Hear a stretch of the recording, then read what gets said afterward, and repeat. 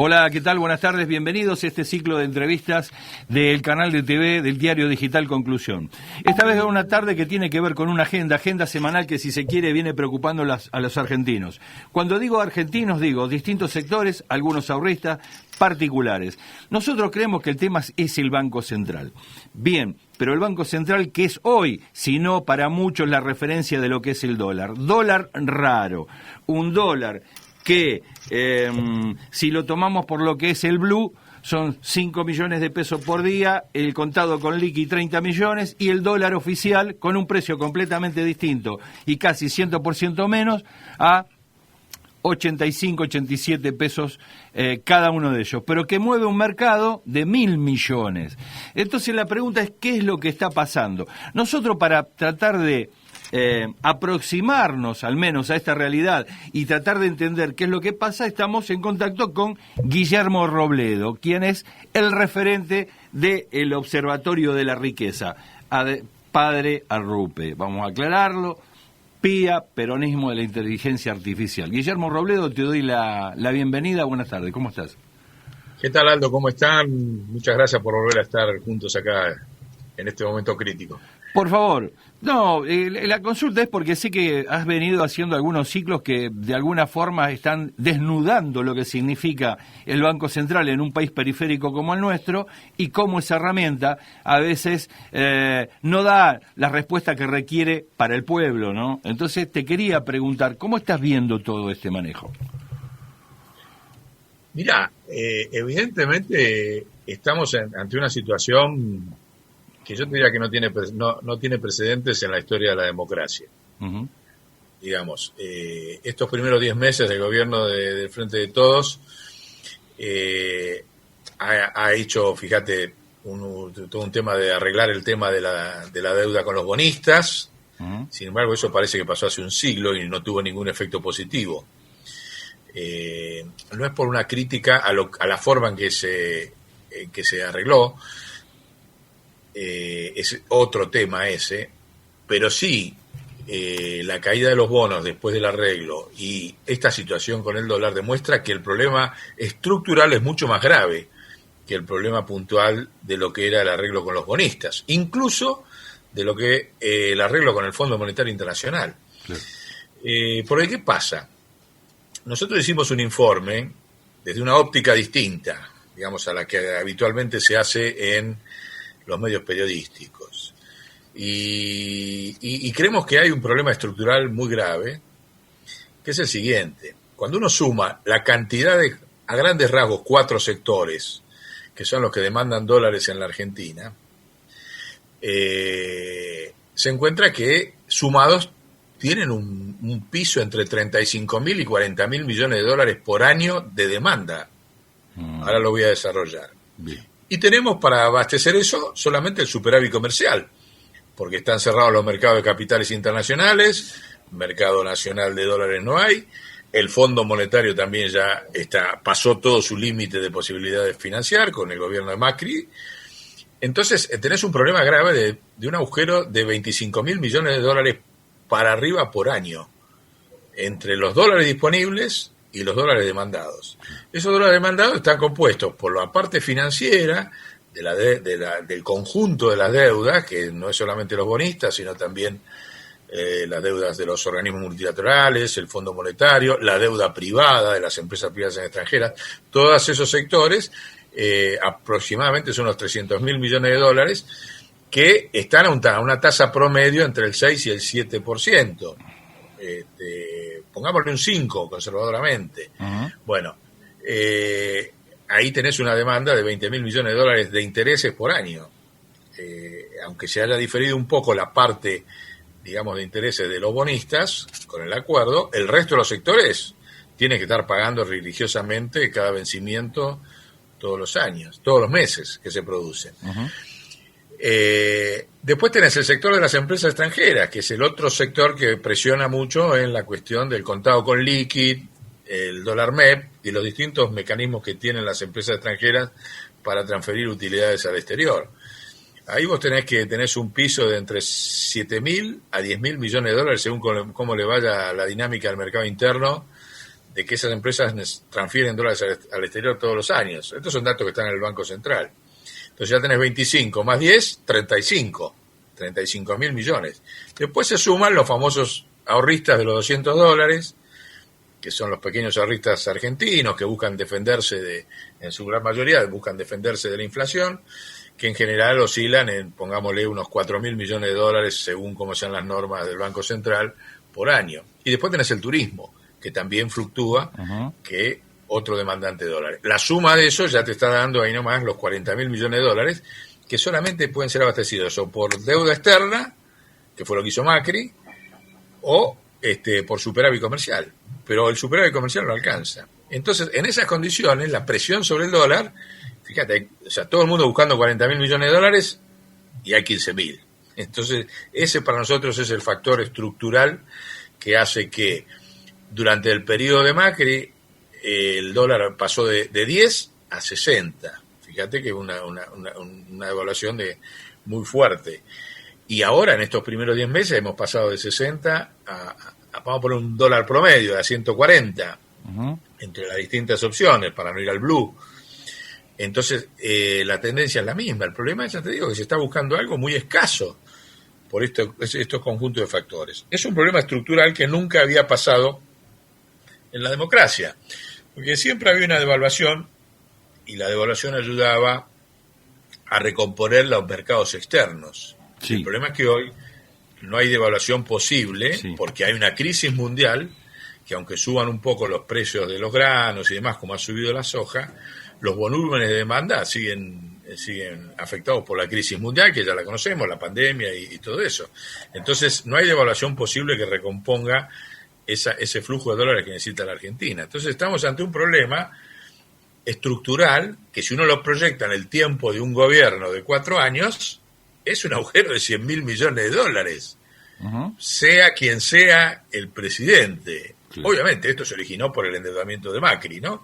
Pero sea quien sea el gobierno, tiene ese problema. Entonces, estamos ante una situación totalmente nueva que gradualmente yo creo que va a ir llevando a un replanteo del funcionamiento del sistema financiero de fondo, como nunca se hizo en democracia. Fíjate que ni siquiera el Fondo Monetario viene a exigir más, porque sabe este tema estructural, lo conoce perfectamente. Entonces dice, yo no vengo a ajustar, no vengo pero nadie dice, cuando dicen no hay plan, y claro, ¿qué plan se puede hacer si tenés un agujero, una grieta, ya que se habla tanto de grieta financiera, de 25 mil millones de dólares? ¿Cómo haces? No tenés forma de resolverlo.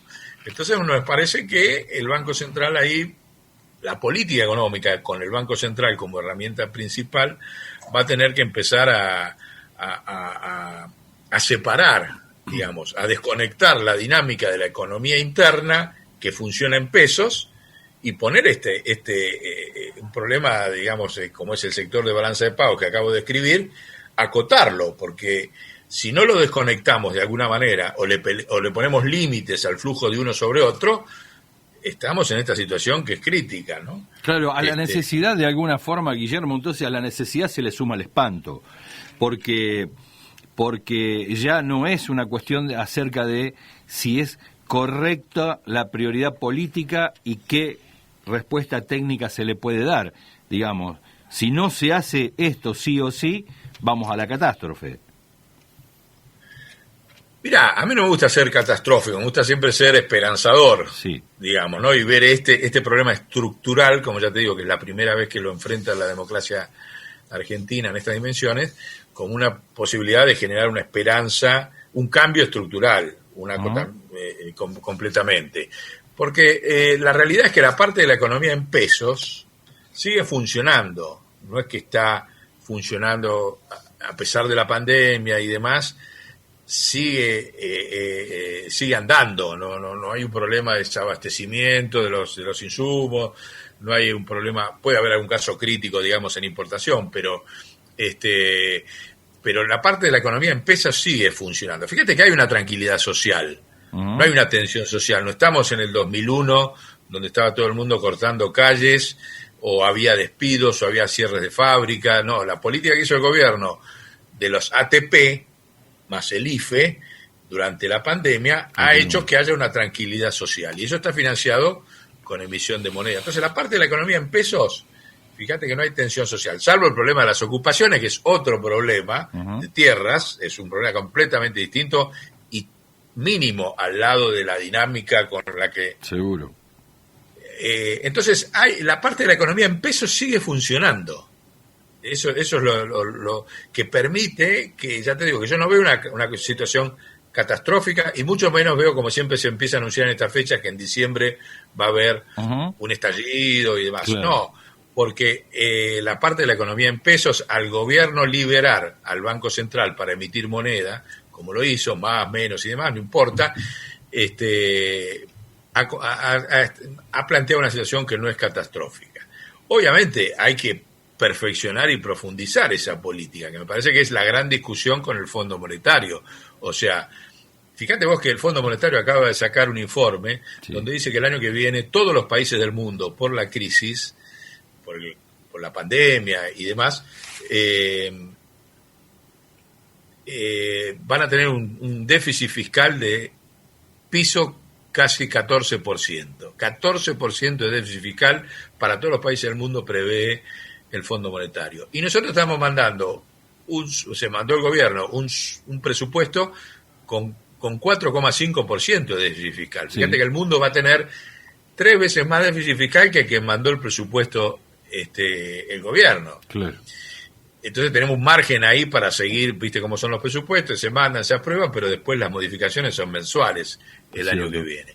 Pero fíjate que hay un proceso mundial, que es materia de otro tema, digamos, del problema fiscal mundial, dentro de la cual Argentina está dentro de las reglas de juego. Lo único que estamos desfasados está en el problema de la inflación, porque el mundo tiene un 3% de promedio de inflación, está emitiendo como nunca en su historia, y nosotros estamos con esta inflación del 40, 35, 40, como va a cerrar este año, y tenemos menos emisión. O sea que hay variables como para seguir manejando la situación, sobre todo si politizamos por dónde está yendo el mundo, que eso es lo que me parece que el gobierno tiene un déficit. El gobierno no explica, estamos muy como ombligo, ¿viste? Mirándonos acá adentro lo que pasa en Argentina, y el gobierno tiene un gran margen de discurso político para dar sobre por dónde va el mundo y por dónde nosotros seguimos al mundo. Entonces yo no veo una situación catastrófica en el mercado de pesos. ¿Sí? Sí, se entiende. Sí, es un problema irreversible el mercado de los dólares. Esto es un problema de definición de proyectos que tiene que asumir el gobierno, es un problema de nombres. Lo digo porque, bueno, hay mucha crítica desde algunos sectores respecto de la persona, de lo que piensa Pese, no de la persona, de lo que piensa o resuelve. Se vieron desconexiones entre lo que parecía economía y el Banco Central. Se huele a lo mejor de que hay 2 formas de mirar lo que está pasando, y por último parece ser de que por allí hubo un portazo y dijeron acá el que maneja la cosa es Martín Guzmán. Entonces, ¿qué es lo que hay que echarle mano primero, según tu leal saber y entender? Mira, yo creo que el problema no es tanto de personas, porque es un tema, te imaginás, es estructural, como lo acabo de decir, es un problema sistémico. Claro. O sea, el problema del dólar en Argentina es un problema sistémico. Así como te digo, el problema del peso se está resuelto, el problema del dólar es sistémico. Entonces, pueden cambiar los hombres, pero el problema sistémico no se resuelven con un cambio de hombres, porque es un problema político estructural de la Argentina. Claro. O sea, vos tenés que lograr un consenso, no podemos pensar que hay un salvador, viste, del problema del Banco Central. El problema es que el Banco Central tiene una correlación de fuerza deficitaria en el mercado del dólar, así como tiene una correlación de fuerza favorable en el mercado de los pesos para mantener los ATP, el IFE y la dinámica, tiene una correlación de fuerzas muy desfavorable, que es esta que te describí al principio. Claro. Y eso vos podés cambiar 20 presidentes, pero si no cambiás algo en esa estructura que es muy fuerte, porque les digo, estamos hablando de los bancos, vos tendrías que decirle a las empresas extranjeras, muchachos, por ejemplo, por 2 años no pueden mandar plata afuera. Claro. Entonces ahí tenés un oxígeno de 10.000 millones de dólares, que es lo que mandan todos los años. Ujú. Y tendrías que decirle a los ahorristas, bueno, miren, no van a poder comprar dólares, pero yo ejerzo desde el Banco Central un poder que voy a bajar la inflación, y la bajo realmente, cosa de que la gente vuelva a confiar en el peso. Esos son temas estructurales de la Argentina que no lo puede haber, tiene que ser todo, es más, el frente de todos, y yo diría un frente de todos ampliado. Mirá lo que te voy a decir. Sí, claro. Yo creo que hace falta una fuerza política mayor a la del frente de todos para encarar esa correlación de fuerzas negativas que tiene el Banco Central en el mercado del dólar, y que, bueno, me parece que ese es el trabajo que tiene que hacer los líderes del frente de todos. Claro. Y cuando me refiero a ampliar, no me refiero solamente a los dirigentes políticos, sino a las bases de sustentación social y de explicación y de pedagogía con la sociedad de este problema que tenemos monetario, ¿no? Vos fíjate un ejemplo. Yo no sé si te conté, pero yo estuve varias veces en Bolivia, sí, cuando todavía estaba Evo, antes del golpe, invitado por el Banco Central. Bueno, ellos allá hicieron la revolución más importante, la hicieron desde el Banco Central en toda la economía a lo largo de 12 años, porque convirtieron al Banco Central en un agente antropológico monetario, cuyo objetivo era bolivianizar la economía, que estaba tan dolarizada como la nuestra hoy. Entonces, eso fue toda una estrategia principal, digamos, en ese sentido, donde dotaron al Banco Central de una serie de herramientas por leyes y financieras y demás, que le dieron la fuerza de poder decir, cuando aparecía demanda de dólares, las cuentas eran estas, escuchá.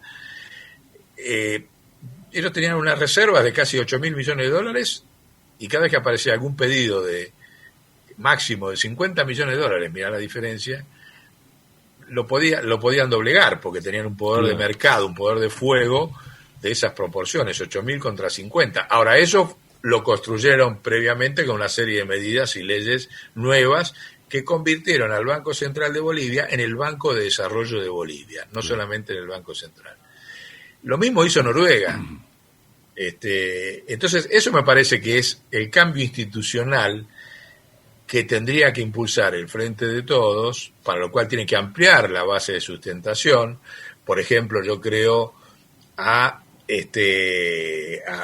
gobernadores que asuman este tema, sobre todo los gobernadores peronistas, digamos, que siempre en este punto nunca definen en qué lado están, se quedan en el medio y no definen si quieren recuperar el rol que tuvo el Banco Central en las épocas de Perón, o seguir con este esquema así de un Banco Central débil. Eso me parece fundamental, digamos, que los gobernadores como Schiaretti, como gobernadores como, por no mencionar los de las provincias más grandes, ¿no? Hagan un pronunciamiento concreto de transformar el Banco Central en Banco de Desarrollo.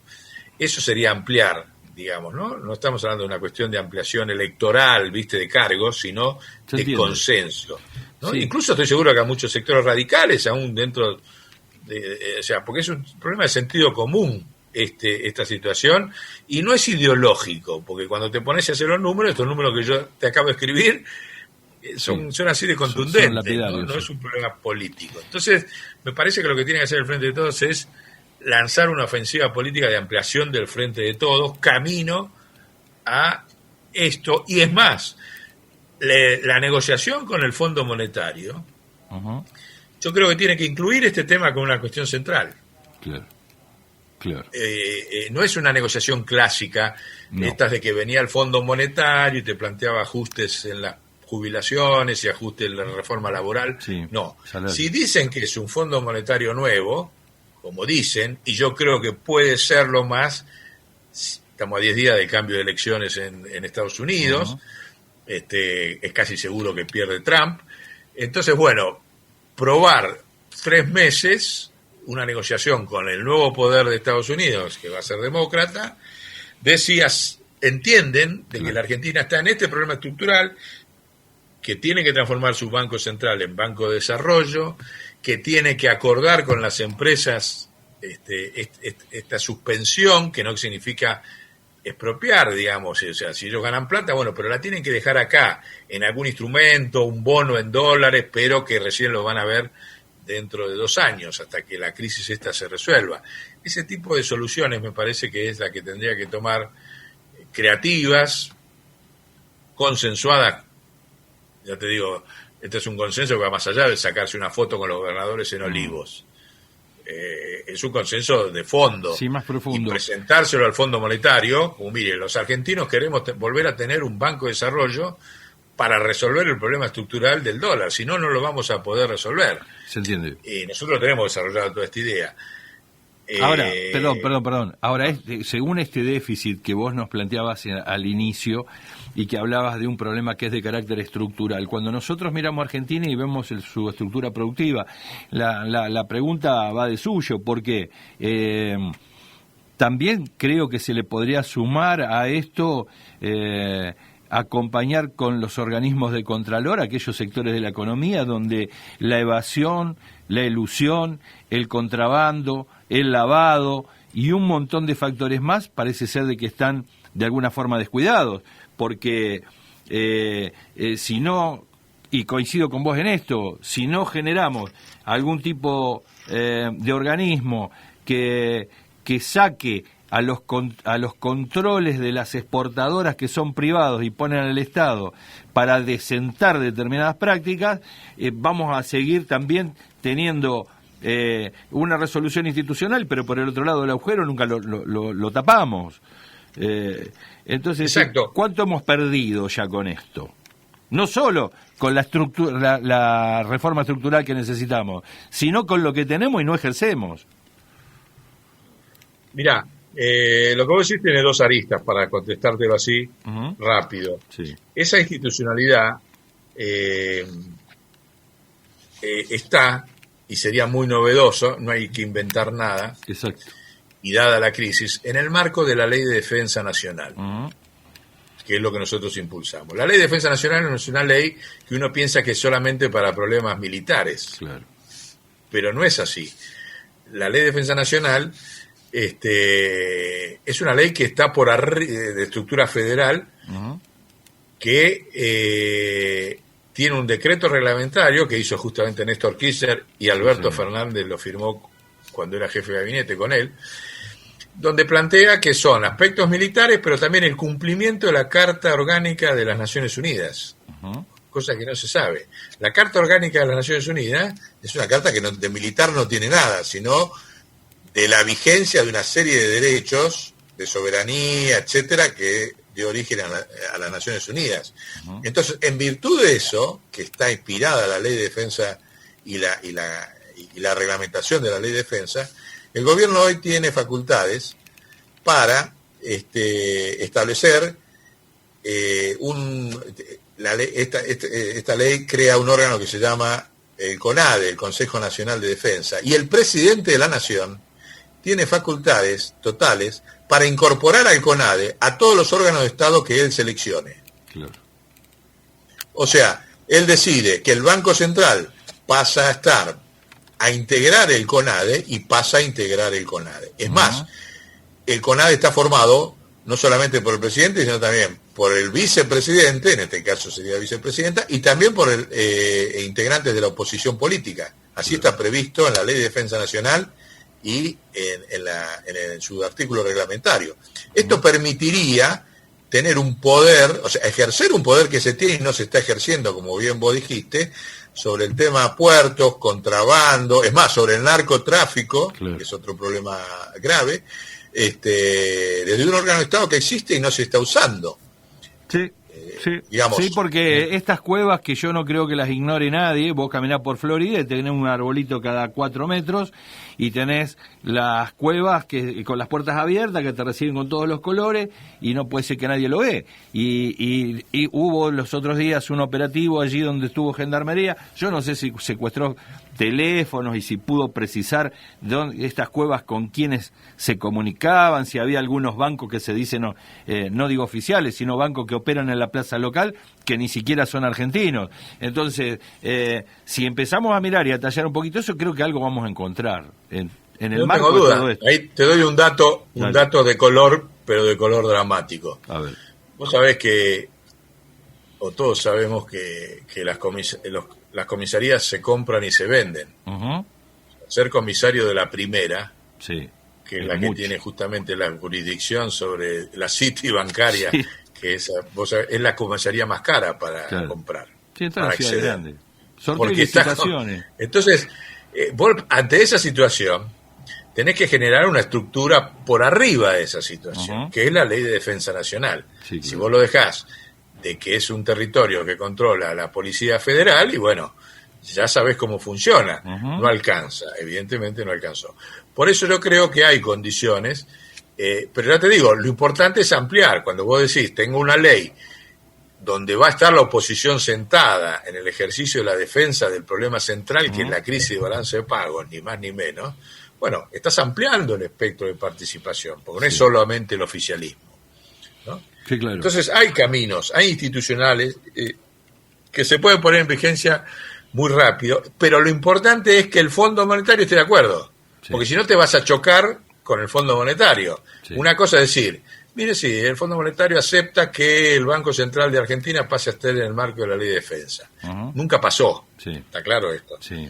Pero si se hace, vos sabés que eso tiene un doble efecto disciplinador sobre todo el establishment. Claro, ¿no? o acuerdo de lo que se dicen de que son reinversiones, incluso de empresas que ya están. Yo recuerdo que nosotros hemos hablado con varios senadores respecto de cuáles eran las dificultades de cómo subsanar el problema de la remisión de utilidades a casas matrices, y decían, y bueno, lo que pasa es que ya hay un acuerdo previo, bueno, pero se puede innovar el acuerdo, se puede hacer reformular esta situación, y los senadores estaban un tanto reticentes, te miraban de reojo, ¿viste? Es decir, bueno, ¿cuál es la dificultad realmente acá? A ver, hoy, en este contexto de pandemia, es todo emergencia en el mundo. Sí, claro. Sí, claro. Entonces eso, todo lo que esté pactado antes, se puede volver a pactar. Sí. Porque está pasando, por ejemplo,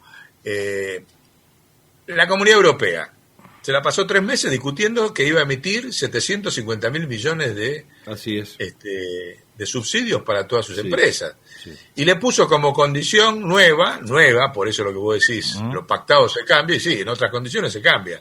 Sí. Le puso como condición que las empresas que recibían esos subsidios no podían operar en paraísos fiscales. Paraísos fiscales, claro. Empezó Dinamarca y Polonia. Antes hace un año podían operar en paraísos fiscales, sí, claro. Y ahora la Comunidad Europea decidió que no. Entonces, los pactos, viste, son pactos para un tiempo. Hoy estás en condiciones de crisis, o sea, por eso digo que es una oportunidad. Yo tengo esperanza de que la dirigencia argentina aproveche esta oportunidad para repactar esas condiciones. Sí. Es más, si alguno te dice, como muchas veces lo he escuchado, no, pero van a ir y van a hacer demandas en el CIADI, bueno, que las hagan. Sí, claro. Son demandas que duran 10 años, no nos interesa, acá hay otra prioridad hoy. Sí, claro. ¿Entendés? Que quiere hacer una demanda y que la haga. Tengo 2 minutos, Guillermo, para cerrar la idea. Es decir, a ver, a grandes rasgos, tenemos alguna estructura hoy por hoy, un andamiaje legal que nos permite estar más atentos acerca de los dólares que nos perdemos. Se está a punto en términos políticos, como vos decías, si se quiere ampliar la base de sustentación, a través incluso de la invitación a determinados sectores de la economía que no solo sean partidarios. El presidente puede convocar, tenemos la ley de defensa, es decir, hay una batería de acciones que se pueden instrumentar para ir al menos intentando resolver esto. ¿Cómo sigue? Tenés 2 minutos. Falta algo. Tenés la economía en pesos con la sociedad contenida, no en conflicto social, que no es menor para hacer eso. Bien. No es lo mismo hacer esto cuando en el 2001 tenías a todo el mundo en la calle rompiendo todo, que en esta situación de paz social. Bueno, es muy importante eso. Bien. ¿Cómo sigue?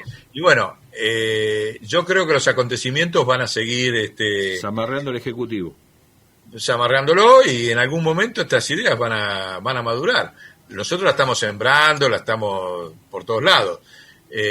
Nos parece que es un derrotero y casi te diría inevitable. Los tiempos yo creo que hay un tiempo interesante que es ponerlo como agenda de la discusión con el Fondo Monetario, que son los próximos 5 meses de negociación con el Fondo. Sí.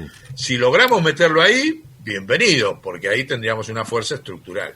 Perfecto. Eso es lo que nosotros por lo menos vamos a empujar. Sí, claro. Bueno, espero que de alguna manera estas iniciativas se hagan eco la dirigencia, aquel que le corresponde y es responsable de poder llevar adelante estos principios de solución, que además después, bueno, hay que instrumentarlos y sostenerlos. Así que, bueno, mira, no tengo otra cosa que preguntarte. Si querés algo para cerrar, lo tenés. Siempre yo le otorgo un minuto a quien invitamos para hacerle la nota. Mirá, vos sabés que nosotros trabajamos directamente con el Papa Francisco, sí. Estamos muy contentos con la nueva encíclica que ha sacado y creemos que estas ideas las ve con muy buenos ojos. Es terrible, sí. Es más, yo hablando ayer, estaba hablando por teléfono con un amigo, me decía, mirá, vos sabés que yo soy materialista dialéctico. Le digo, sí. Dice, pero el mejor documento que veo en 80 años, dice, yo no lo podía creer. Bueno, bienvenido, bueno, sí. No, sí, justamente él dice ahí sí. que hay no creyentes que claro. cumplen más los preceptos religiosos y el mensaje de Cristo que practicantes. Por supuesto. Entre otras cosas. Hay que mirar a Argentina nada más. Guillermo, yo te quiero agradecer mucho tu tiempo. Se nos fue el nuestro. Y bueno, y dejo planteada una invitación para que dentro de unos días podamos volver a rever este tipo de cuestiones y espero que bueno, que de alguna manera todo esto pueda llegar a ser tenido en cuenta dentro de lo que son los espacios de decisión para el bien de todos. Sinteticémoslo. Bueno, muchas gracias. Muchas gracias por llamarnos. Un abrazo a vos, saludos a todos y gracias. Un abrazo. Bueno, escuchábamos a Guillermo Robledo del Observatorio de la Riqueza, quien de alguna manera hizo un análisis en un comienzo acerca de, bueno, cuáles eran aquellos puntos que de alguna forma nos tienen acotados por no plantear, vamos a decirlo eufemísticamente. Entonces, me gustaría sí entender de que dentro del bagaje o la vastedad incluso de herramientas que parece ser de que se tiene del Estado Nacional o de aquellas que se tienen que crear o de aquello que también hace alguna forma a revisar cuáles son las acciones políticas de gobierno que nos han llevado hasta esta situación, independientemente de este problema sistémico, pareciera ser de que, bueno, algunas herramientas tenemos como para tratar al menos de revertir los efectos nocivos de todo este juego que nos tiene a maltraer en ámbitos en los cuales algunos vivos se toman de estas variantes o variables que ofrece el tema de ir a un mercado negro del dólar, por decirlo de esta forma, mercado blue o como vos lo quieras definir, que no es aquello que formalmente queda registrado, de lo que está registrado reformular algunas políticas, algunos contratos, algunos convenios, y bueno, y empezar a pensar de que a lo mejor bienvenido será de que los que tienen que escuchar escuchen un poco más. Bueno, hemos llegado al final. Desde aquí, desde el canal de TV del diario digital Conclusión, tanto Sebastián Moreno como Aldo Batizaco te dicen que nos estamos viendo en el próximo capítulo. Chau, hasta luego.